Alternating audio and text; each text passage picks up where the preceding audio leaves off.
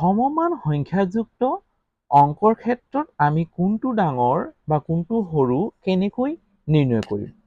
ইয়াক নিৰ্ণয় কৰিবলৈ হলে আমি কি কৰিম? প্ৰথমতে আমি সংখ্যা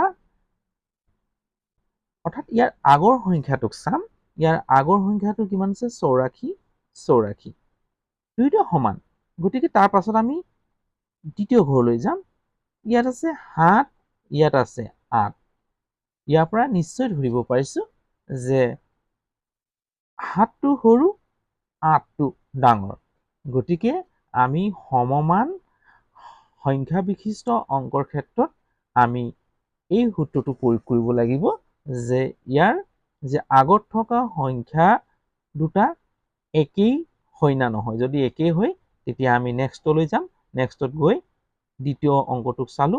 ইয়াৰ পৰা গম পালো যে এই